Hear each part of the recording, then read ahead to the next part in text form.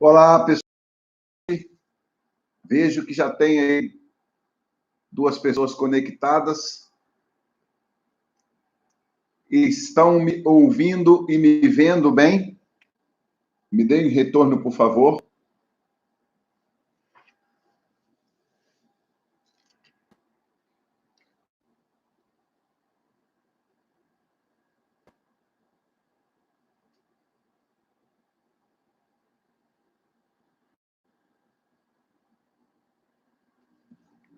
Boa noite, professor José Luciano. Ô, Antônio. Tá bom, Antônio? Meu amigo Antônio Sócrates. Beleza, obrigado pelo retorno, querido. Enquanto isso, eu vou postando uma fotinha aqui na internet, no Instagram, live 8º e 1º períodos, Fadivale.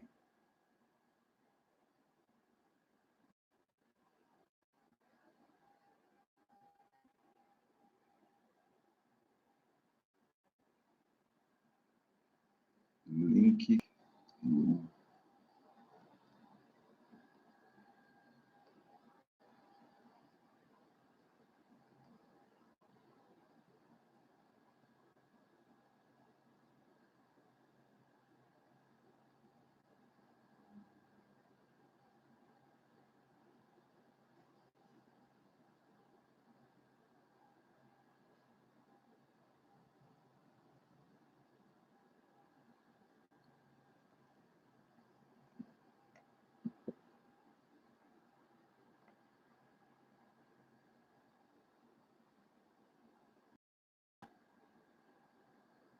O Antônio, são 18h58. Vamos aguardar só um pouquinho para a gente poder começar, tá bom? De todo modo, já agradeço aí a sua presença e sua pontualidade.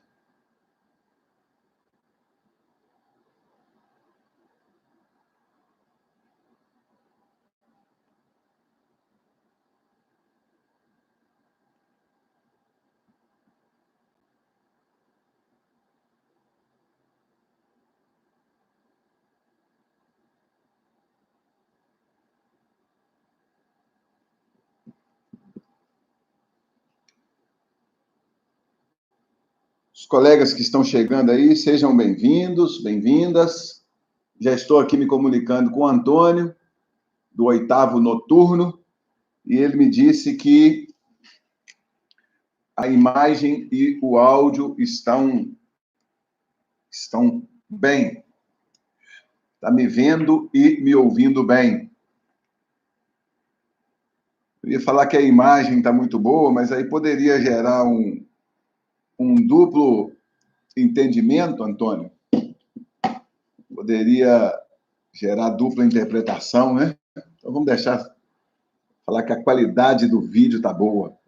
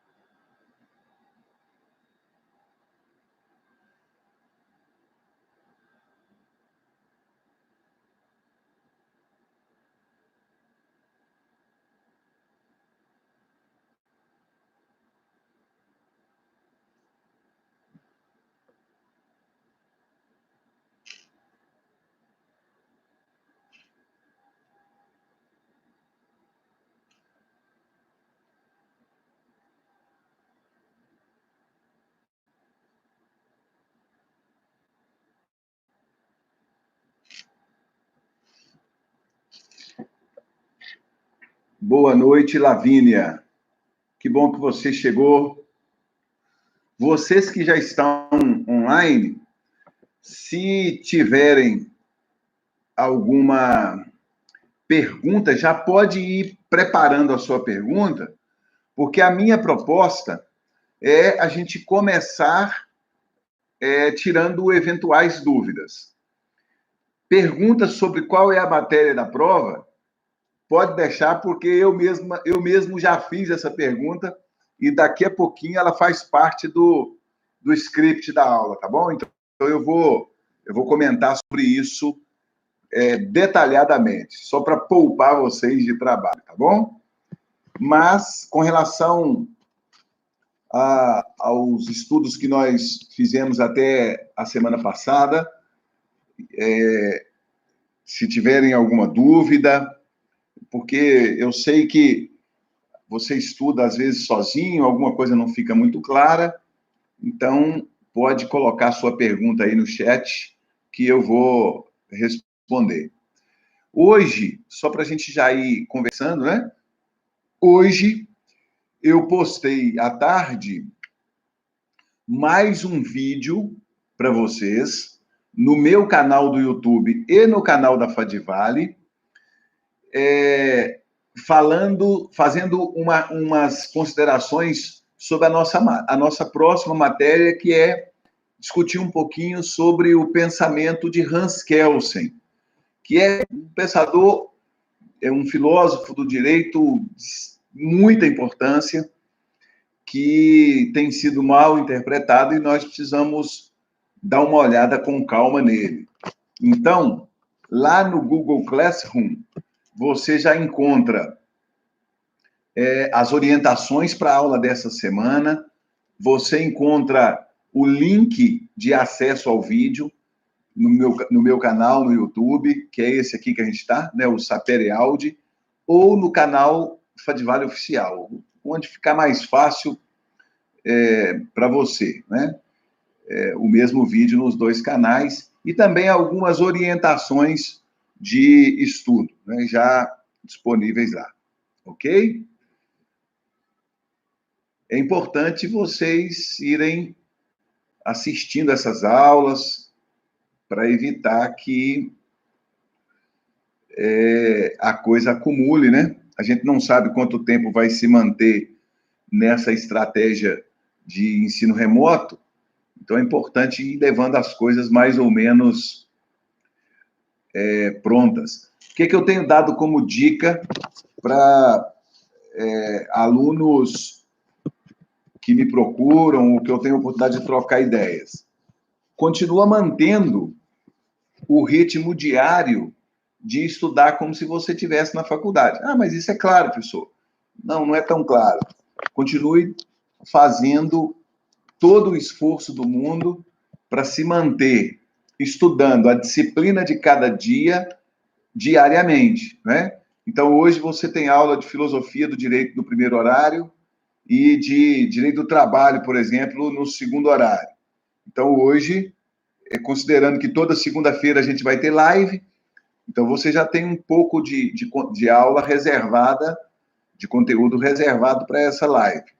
Mas, além da live, tirar um pouco de tempo para estudar sobre a disciplina de direito. Depois, um pouco de tempo para estudar sobre direito do trabalho, né? A Janine Nunes, seja bem-vinda, Janine, boa noite. Vou pedir meus filhos para não ficarem usando a internet, porque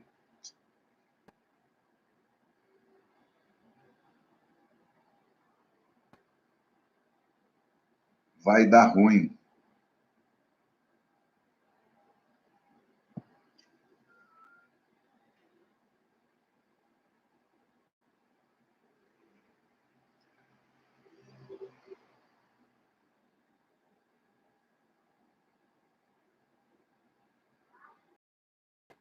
Davi, vocês estão fora da internet? Você e seu irmão? Ah, então tá. Beijo, então. Fica com Deus. Até mais tarde.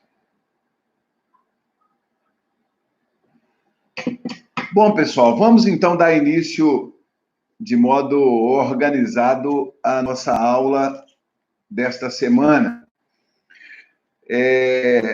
Eu tenho concentrado as lives nesse horário noturno, apesar da minha aula no matutino ser na terça-feira, 8 horas da manhã, eu tenho...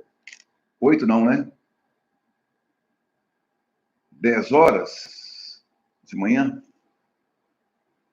Não lembro. Eu tenho concentrado a live no horário... Vamos concentrar as lives nesse horário noturno, porque isso torna mais acessível a todo mundo. E aí, aquele aluno do matutino que não puder participar, ela já amanhece online para você, não puder participar ao vivo, ela já amanhece online para você através do mesmo link. Depois vocês, por favor, os líderes de turma, divulguem isso para mim no grupo de WhatsApp. Os líderes de turma, divulguem isso para mim no grupo de WhatsApp. Professor José Luciano pediu para informar que a live da segunda-feira continua online no YouTube. Democratiza o conhecimento construído aqui. Bom, vamos lá. Então, a primeira parte dessa nossa aula é para tirar dúvidas. Eu falei isso na semana passada e começo com essa abertura. Boa noite, Milena, Antônio, são os que já colocaram o nome aqui no chat. Vocês até o conteúdo sobre contratualismo ou filosofia política moderna? Querem sanar alguma dúvida? Surgiu alguma coisa numa conversa com algum colega no WhatsApp que gerou insegurança? Não tenham qualquer receio de trazer a sua pergunta, porque ela pode te ajudar e pode nos ajudar, né, de modo geral. Enquanto fica esse espaço aberto para a pergunta, eu vou a alguns avisos. Primeiro aviso: a Fadivale criou no YouTube um canal chamado Fadivale Oficial. Inclusive, hoje, nas minhas redes sociais, no Instagram e no WhatsApp, no Facebook, eu coloquei uma postagem tratando dessa questão e gostaria de compartilhar oficialmente esta informação com vocês. Todas as videoaulas dos professores, de todos os períodos, estão sendo postadas nesse canal do YouTube. Lá você encontra as aulas do seu período por meio de uma playlist com o nome do período, né? Pode ser que haja algum pequeno atraso para a postagem das aulas, porque as pessoas que estão trabalhando nisso estão com um volume de trabalho muito grande. Por exemplo, as lives que nós fizemos na semana passada, eu as encaminhei, mas elas ainda não subiram para o canal oficial. Mas por que não? O rapaz me deu o retorno hoje, professor, está aqui, nós já estamos... Tem uma lista que nós estamos colocando e as suas postagens estão aqui, nessa lista. Hoje eu encaminhei mais 2 videoaulas, uma para o primeiro, outra para o 8º período, que em breve também estarão lá nesse canal oficial da Fadivale. Portanto, fica aí o aviso, fica aí a comunicação. Você vai encontrar o canal no YouTube, se quiser se inscrever e acionar lá o sininho, né? Aí faça como for melhor para você, levando em conta o seu estilo. Tá legal? Então, repetindo e sintetizando, a Fadivale criou um canal no YouTube chamado Fadivale Oficial para a postagem das videoaulas de todos os professores da graduação. Inclusive, você poderá, caso queira, assistir a aulas de outros professores, tá bom? Geralmente são aulas mais curtas, que de repente você queira aproveitar este canal aí aberto para rever alguma matéria, se atualizar com relação a algum conteúdo. Esse é o primeiro recado. Eu continuo, enquanto estou dando os avisos, eu continuo aguardando eventuais perguntas que vocês tenham sobre o conteúdo estudado até a semana passada. Porque hoje a gente já começa, na aula dessa semana, a gente já começa conteúdo novo. Embora o conteúdo de hoje não vá cair na prova, já logo aviso a vocês para ninguém ficar tenso. Segundo aviso importante, você precisa o Google Classroom. Por quê? O Google Classroom é a nossa sala de aula nesse momento mais do que nunca. É de lá que nós partiremos para todas as demais estratégias de compartilhamento do conhecimento, de divulgação de informações. Então, por exemplo, onde para a live? Lá no Google Classroom. Então, é uma sala institucionalizada para as nossas atividades. É de lá que nós estamos partindo para todas as nossas atividades na disciplina de Filosofia do Direito. Portanto, eu insisto que você frequente a nossa sala de aula virtual, tá bom? As informações sobre a prova já estão disponibilizadas lá. Informações sobre a videoaula. Qual é o roteiro da aula dessa semana? Porque se você vai fazer parte do estudo autonomamente, precisa saber qual é o roteiro. Onde que está o roteiro? Está lá na sala de aula virtual, tá bom? Então, eu insisto, desculpa estar sendo insistente e chato, mas eu preciso que você me dê essa moral aí. Tá legal? Então, vamos lá. Matéria para a nossa prova. A prova do 8º período matutino está agendada para 3/4, segunda-feira. Vocês receberam aquele calendário recapitulando. A nossa prova será 13/4, segunda-feira. Fique atento, porque a prova vai ficar disponível no portal da faculdade apenas naquele tempo que está indicado lá no aviso que vocês receberam. Eu não estou com o aviso impresso aqui. Deixa eu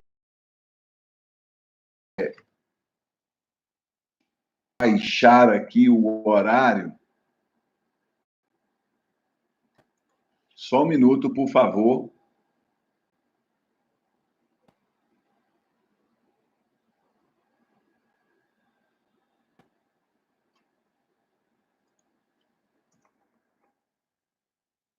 Só um minuto, tá, gente? É porque eu não lembro o horário. Se alguém lembrar aí e quiser me ajudar, é bem-vinda a ajuda.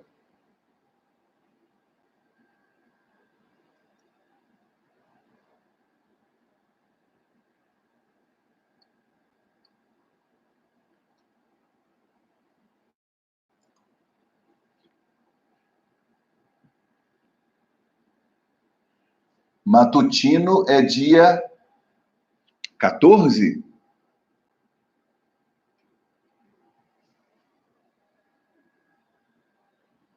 Isso mesmo.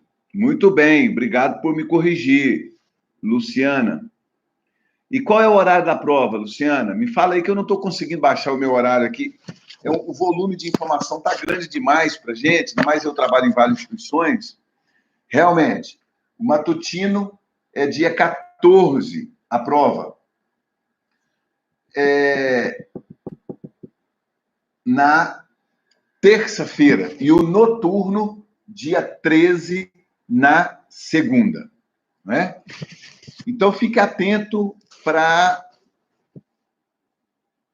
de 8, então é de 19 a 21. São 2 horas que o sistema disponibilizar a prova possa fazer. Então, fique atento, fique atenta, para que no horário da prova você tenha condição de resolver a atividade. De minha parte, a minha expectativa é elaborar uma prova que não seja um bicho de 7 cabeças, mas eu vou presumir que você tenha lido e acompanhado as reflexões que nós estamos fazendo desde fevereiro. Acho que é o mínimo que eu posso fazer, e inclusive em respeito a você, a sua inteligência, a mensalidade que você paga. Qual é a matéria que nós vamos cobrar na prova de 40 pontos? Já estou lendo o material e está muito bom, Jane. Que bom, Jane, que bom. Esses feedbacks de vocês me fazem muito bem, porque quando a gente está dentro da sala de aula, a gente vê o rosto, vê a reação. Quando a gente não está junto, assim, né? Vocês me veem e eu não os vejo, a gente fica com pouca possibilidade de saber como é que está aí a reação de vocês. Bom, vamos falar rapidamente sobre a matéria para a prova de 30 pontos? Vamos? Nós começamos a nossa disciplina fazendo uma retrospectiva a respeito de filosofia geral. Nas 2 salas, eu elaborei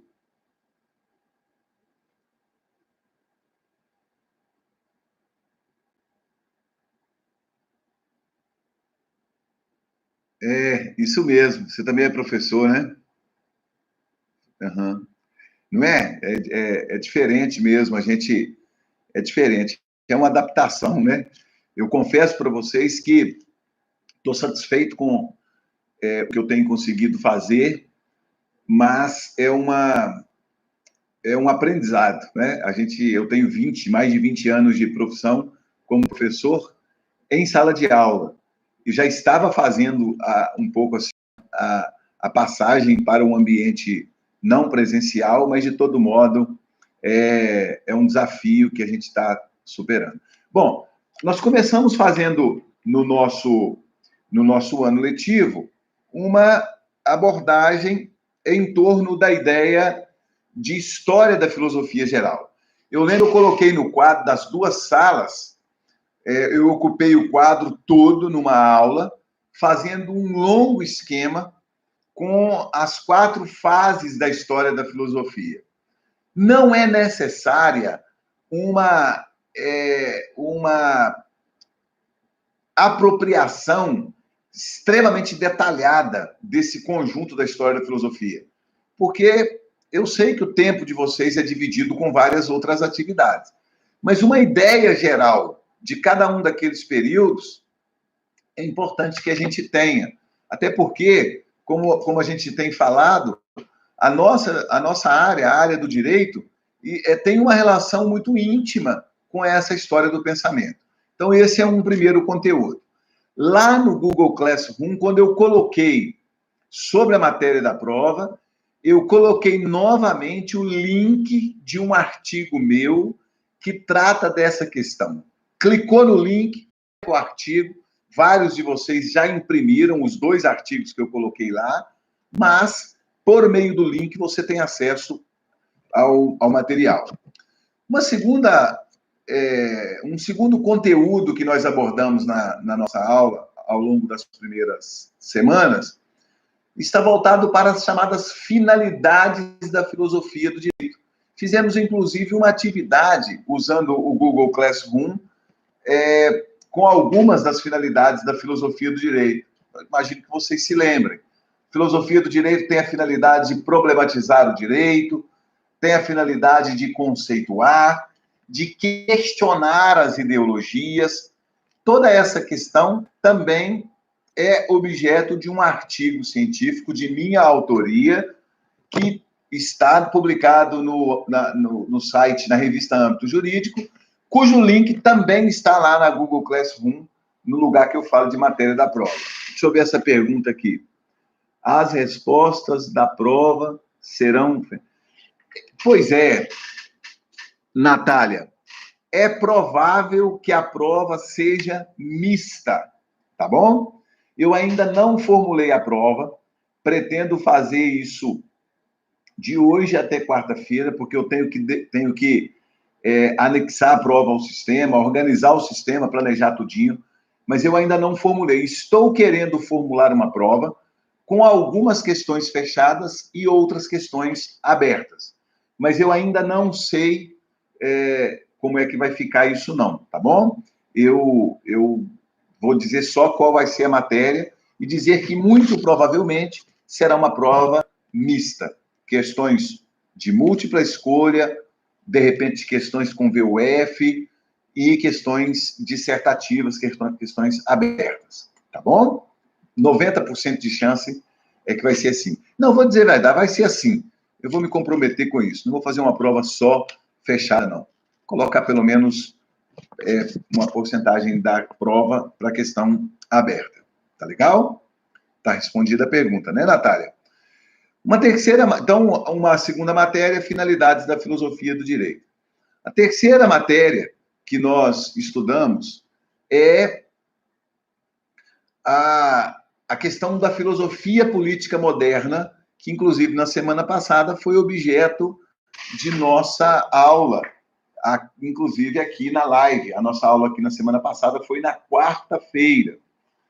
A respeito da filosofia política moderna, é o estudo daqueles textos que eu coloquei em PDF, do Ricardo Castilho, e a matéria que foi ministrada em sala, que foi ministrada através de uma videoaula, que foi ministrada através da live, né? Esse é o História da Filosofia, características gerais da história da filosofia, finalidades da filosofia do direito e filosofia política moderna ou contratualismo. Quando você abrir lá no Google Classroom, você vai perceber que tem 3 links. Cada um dos links leva para um dos conteúdos, para um dos materiais de estudo para a nossa prova. Tá bom? Qual é o meu objetivo? Como eu tenho falado sempre, facilitar a sua vida, né? Se alguma coisa ficar ainda enquanto dúvida, cadê o...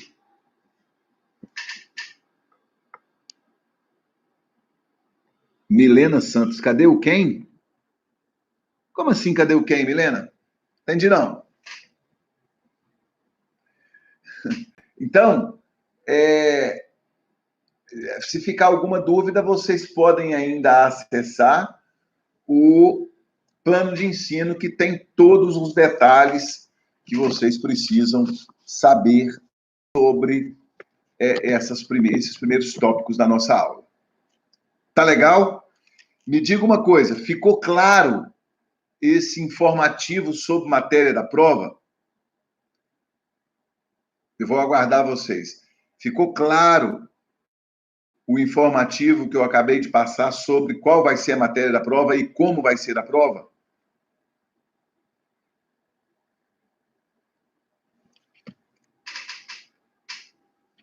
Jane, sim.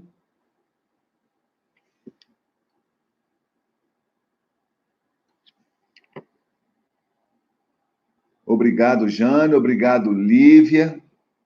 Ok. Se tiver qualquer dúvida ainda, no decorrer da aula, a gente responde, né? Eu estou aqui para servir vocês mesmo. Obrigado, Luciana. Obrigado, Janine. A Luciana é a líder do 8º matutino, né, Luciana? Te agradecer publicamente por estar me ajudando a divulgar aí o link no dia da live, a você e a Marissa, que é do 8º noturno. Os líderes de sala, a gente sabe que alguns, inclusive, ficaram até um pouco sobrecarregados no início, mas estão prestando um serviço muito bacana e demonstrando muita maturidade nessa ajuda. E eu agradeço publicamente aqui a Marissa do 8º Noturno, e a Luciana, do 8º Matutino. Eu estou falando com vocês que a quantidade de informação é muito grande. Aqui, ó. Para eu, na hora que eu vou procurar no WhatsApp, eu tenho que lembrar. Aí tinha um papelzinho colado ali, eu tinha anotado umas outras coisas, eu separei, e agora eu vou colocar aqui depois os líderes do primeiro período também. Muito bem. Já que ficou claro, vamos trabalhar um pouquinho algumas indicações sobre o nosso conteúdo que estamos iniciando nessa semana. O filósofo do direito, chamado jus filósofo, classicamente, Hans Kelsen, é um dos nomes mais comentados da recente história da filosofia jurídica no Brasil. Principalmente em função da enorme quantidade de críticas que ele recebe, que o pensamento dele recebe. Estou me referindo a Hans Kelsen, considerado como um positivista normativista. Eu tenho falado, até com certa frequência, que muitas pessoas criticam Hans Kelsen sem nunca terem se dado o trabalho de lerem um pouco o pensamento de Kelsen. Criticam por ouvirem dizer, criticam por terem ouvido outras pessoas criticarem. E qual é o problema disso? O problema é que essas críticas, quando vão passando de uma pessoa para outra, sem o devido aprofundamento no pensamento criticado, elas vão ficando cada vez mais superficiais e, em algum momento, elas começam a carregar consigo bom grau de equívocos com relação àquilo que está sendo criticado. Entende o que eu estou dizendo? Muitas vezes, as pessoas criticam o pensamento de Kelsen por terem ouvido ou por terem lido algum autor que fez alguma crítica. Quero dizer que, via de regra, a crítica desses autores que leram Kelsen, que estão engajados numa discussão a respeito de teoria geral do direito, a respeito da natureza do direito, esses autores fazem críticas bastante legítimas ao pensamento kelseniano. E eu, pessoalmente, não sou um defensor conservador do pensamento kelseniano. Não sou. Modestamente, por ter lido o pensamento de Kelsen, também me vejo no direito de tecer algumas críticas ao pensamento de Kelsen, por entender que o pensamento dele, sem algumas adaptações, não consegue responder às demandas e à complexidade que as sociedades do nosso tempo trazem, inclusive a sociedade brasileira. Então, para deixar claro que não sou aqui um defensor do pensamento kelseniano que ignora as limitações do pensamento. Aliás, sou até mais crítico do que defensor. Contudo, não posso deixar de chamar a sua atenção, que estuda filosofia comigo, a respeito desse risco de críticas que vão se tornando distantes demais de uma leitura detalhada do pensamento de Kelsen, e por se tornarem distantes do próprio Kelsen, acabam sendo críticas superficiais e acabam fazendo afirmações inadequadas, considerando a importância que teve ao longo da história o pensamento de Hans Kelsen, e não somente um legado histórico, mas uma importância que continua presente para a nossa sociedade. Não dá para defender alguns pontos do pensamento de Kelsen. Por outro lado, não dá para embrulhar Kelsen num papel que nós vamos descartar e julgar no lixo como se qualquer coisa que ele tenha falado não sirva para nós mais de nenhuma maneira. Penso que essa observação ela se torna muito importante. Eu não tratei disso na videoaula, deixei esse ponto para a live, por entender que esse ponto é um ponto que gera a atmosfera em torno da qual a gente vai discutir o pensamento de Hans Kelsen. Um segundo ponto que tem a ver, meu amigo, minha amiga, com esta atmosfera do pensamento kelseniano é a compreensão do estilo do positivismo de Hans Kelsen. Hans Kelsen é um positivista legalista. Ele é um positivista normativista. Quem dá esse nome, entre outros autores, para o positivismo de Hans Kelsen é um autor chamado Eduardo Bittar. Aliás, são autores, né? Porque são dois autores de uma obra. Eduardo Bittar e Guilherme de Almeida, que escrevem um livro da editora Atlas, publicado pela Atlas, chamado Curso de Filosofia do Direito. Eles chamam o positivismo de Hans Kelsen de positivismo normativista. O que significa isso? Para Kelsen, a pureza que precisa ser preservada no trato com o direito é uma pureza metodológica que considera a positividade da norma e não da lei. Fazendo aqui uma distinção que vocês já conhecem, por já terem trabalhado isso provavelmente em outras disciplinas. A lei tem um comando, traz consigo um comando um pouco mais direcionado do que a norma. A lei é uma espécie de norma. Então, eu costumo dar um exemplo para que isso fique bastante claro, né? Vamos imaginar, vamos pegar o nosso momento atual. Nós estamos diante de um momento de pandemia.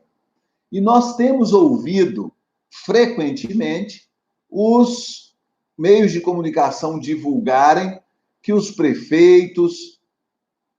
O vídeo está pausado? Continua pausado? Antônio?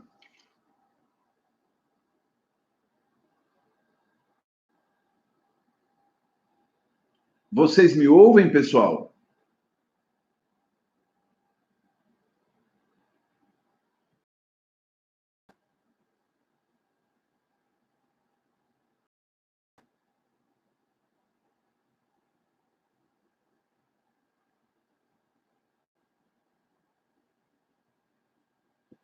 Vocês me ouvem agora?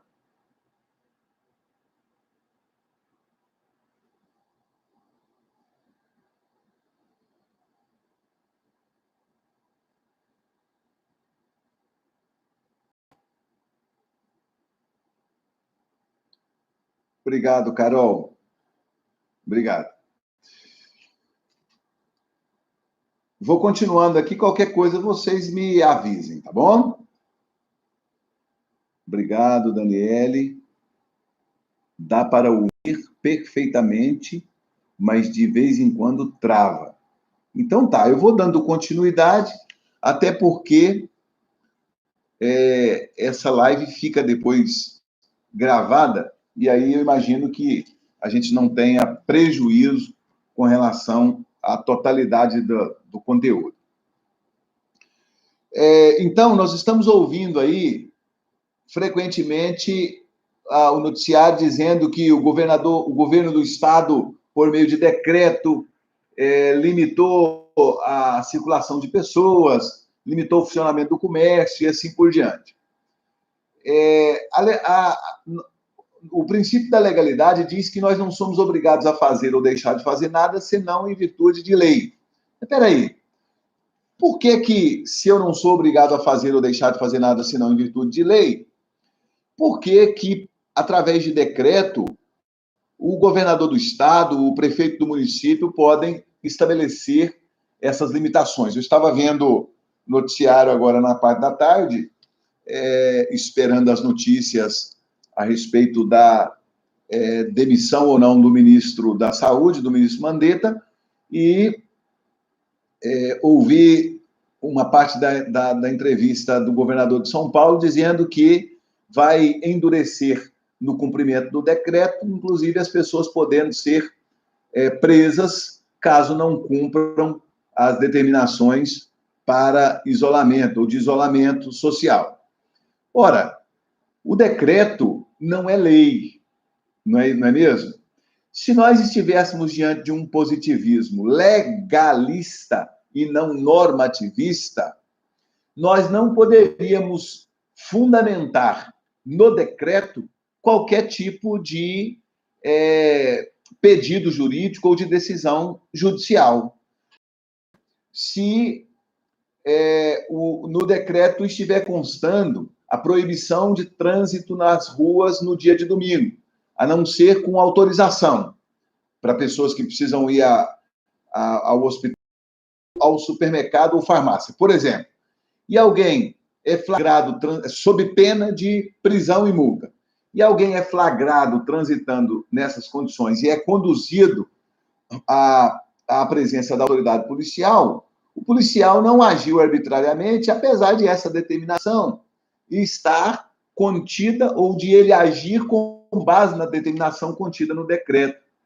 Porque, para Kelsen, o positivismo é de natureza normativista. O decreto não é lei, mas é norma, entende? Daí aquela ideia do escalonamento, ou da hierarquia, ou da cascata das normas, de acordo com Kelsen. Norma inferior retira sua legitimidade de norma superior, retroagindo até o texto constitucional, que é a norma fundamental a partir da qual se constrói esse processo piramidal de legitimidade, de validade registrada, esteja fundamentada em norma, ela é válida, não necessariamente precisando estar fundamentada propriamente na lei. E como é que se dá esse processo de legitimação? Se você pegar os decretos todos, eles vão fazer menção a alguma norma que reconhece a autoridade da figura que vai assinar o decreto, né? O prefeito municipal, no uso de suas atribuições previstas na lei orgânica, artigo tal, e cumprindo o que determina a lei complementar tal, decreta. Ou seja, o conteúdo normativo que advém do exercício da autoridade administrativa está fundamentado na lei. Essa lei, por sua vez, a complementar, está compatível com a lei orgânica do município, que, por sua vez, não fere a Constituição do Estado, que, por sua vez, não fere a Constituição da República. Ou seja, esse processo de escalonamento vai gerar a validade normativa e que se fala que, no Estado, só pode ser usado como direito aquilo que é norma, entende? Essa ideia, ela vai perpassar, vamos assim dizer, o fundamento do normativismo de Hans Kelsen. Só lembrando, essa matéria desta semana, tanto a que nós estamos trabalhando aqui na live, como a da videoaula que está lá, onde eu estabeleço alguns fundamentos do do positivismo filosófico de Augusto Comte, essa matéria não cai na prova de semana que vem, tá bom? Não cai. Só para vocês não misturarem as coisas. Mas é matéria que nós precisamos avançar nela. O terceiro e último ponto que eu separo para a aula de hoje, para o qual eu chamo a atenção de vocês para irem já dando uma olhada nesse terceiro ponto, tem a ver com a ideia de Kelsen de que o problema do jurista é o problema da validade e não o problema da justiça. Essa afirmação ela é bastante polêmica, ela causa até muitas vezes bastante estranheza, mas ela não tem muita complexidade não. O que Kelsen fala? Ele fala o seguinte, e você vai entender isso assistindo aquela videoaula que está lá cujo link está no Google Classroom, mas ela está pública aqui também no canal do YouTube, no Sapere-Aude, que é o meu canal. Ele vai dizer que o direito precisa se organizar cientificamente. Daí a ideia de pureza, que aparece, inclusive, no nome da obra. Ora, para que o trato com o direito não seja contaminado por natureza subjetiva, como ideologias, religião, política, opções filosóficas, etc., o jurista tem que focar na objetividade da norma. Daí, então, se a norma é justa ou injusta, isso não é de competência do jurista, não é objeto de preocupação do magistrado, que o Kelsen chama de intérprete autêntico da norma. Isso não é preocupação do magistrado. O magistrado não tem que ficar gastando o seu tempo, a sua inteligência com essa questão. Ele não precisa, porque o problema da justeza ou não da norma, ou seja, se a norma é justa ou injusta, é um problema da sociologia, é um problema do filósofo, mas não é um problema do jurista. Por quê? Porque ao jurista compete aplicar a norma. Em videoaula posterior, ou em aula presencial posterior, nós vamos trabalhar o raciocínio kelseniano nesse sentido. O Kelsen fala o seguinte, o jurista deve raciocinar de modo silogístico, fazendo a norma, da relação com o fato e a norma, vai ser gerada uma conclusão de natureza completamente objetiva, e é nisso que consiste a atividade. Né?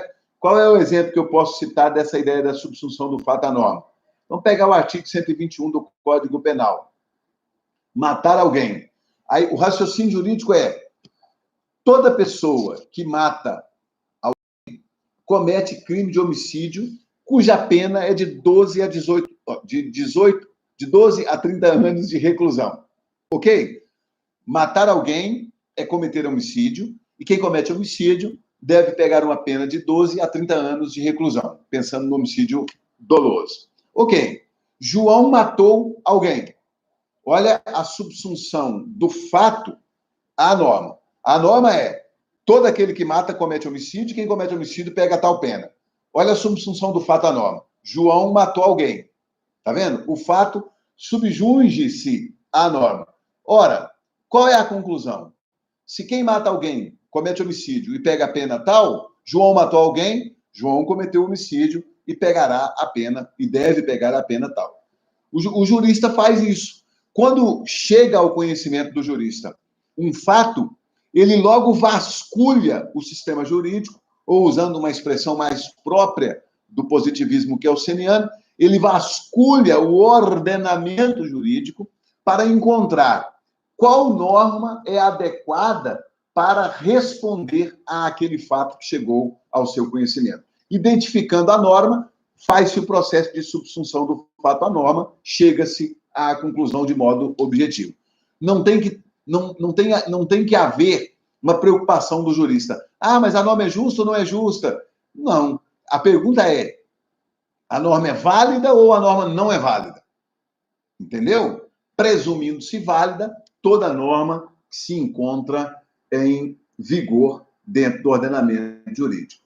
Portanto, essas três questões que eu mencionei, né, nessa nossa live, elas vão ficar o tempo todo perpassando o pensamento kelseniano, né? Vão ficar perpassando o pensamento kelseniano. Ok? De minha parte, eu queria tratar disso. Eu não quero que as lives passem muito de 50 minutos, 1 hora, não, porque é muito cansativo, né? Ficar do outro lado ouvindo, e eu não quero perder vocês. Eu quero ter a companhia de vocês todas as segundas-feiras, às 19 horas, até que as coisas voltem a ser como eram antes, se é que voltarão.